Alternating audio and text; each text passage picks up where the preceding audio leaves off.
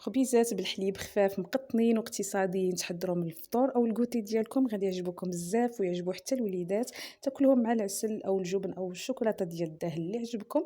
تبعوا معايا تشوفوا طريقه التحضير. هنا في واحد الاناء درت كاس عنبه ديال الحليب دافي، درت ملعقه كبيره ديال الخميره فوريه وجوج ملاعق كبار ديال السكر سنيده.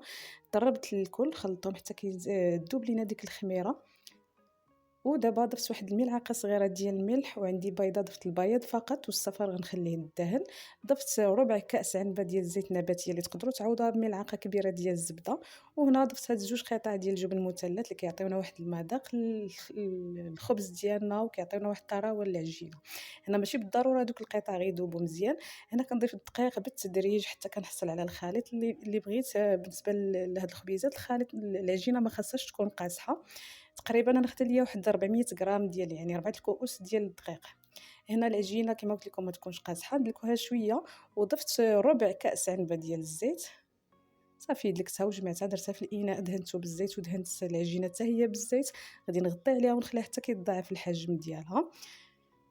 دابا حطيتها فوق سطح العمل. غادي نحلها بهذا الشكل هذا ونبدا كنلف فيها هكذا. نتوما غادي نقطعها على حسب، يعني كرات على حسب الحجم ديال الخبيزات نتوما اللي بغيتو. انا بالنسبه ليا هاد العجينه يعني هاد 4 كؤوس عنبه خرجوا ليا 7 ديال الخبيزات صغار. درتهم صغار كنغطي عليهم بهذاك البلاستيك الغذائي غير بما نوجد اللاطه. هنا كنقرطهم هكذا بيديا اولا بالدلاك اللي عجبكم. ما نخليهمش رقاق بزاف. بهذا الشكل هذا غطيت عليهم تقريبا واحد 3 4 ديال الدقائق. هنايا كندير هاد علامه زائد بالاصابع ديالي، تقدروا تفلحوا هكذا غير بشي موس. وخديت هذاك الصفا ديال البيضه ضفت عليه ملعقه كبيره ديال الحليب وكندهن هاد الخبيزات ديالي. كنعاود ندير على دوك علامه زائد باش هكذا يعني تضغطوا مزيان بالاصابع ديالكم باش ما يتنفخوش لنا في الفرن. عندي هاد الزرارع هادو غنديرهم من الفوق، اللي تقدروا ديروا غير الزنجلان العادي. وغادي ندخلهم للفرن اللي مسخن مزيان. انا درتهم في الفرن ديال الغاز. شعلت الاسفل فقط، يعني عافيه تكون مجهده ضروري بحال الخبز. حتى كيبانوا لنا بداو كيطيبوا كنشعلوا على الفوق حتى كيتحمروا بهذا الشكل هذا.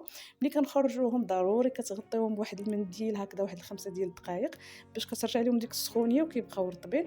وهانتوما شفتوا الشكل ديالهم كيجيو رائعين، غادي يعجبوكم بزاف. شوفوا من الداخل كما قلت لكم تقدروا ديروا الفطور او الكوتي وبصحه وراحه.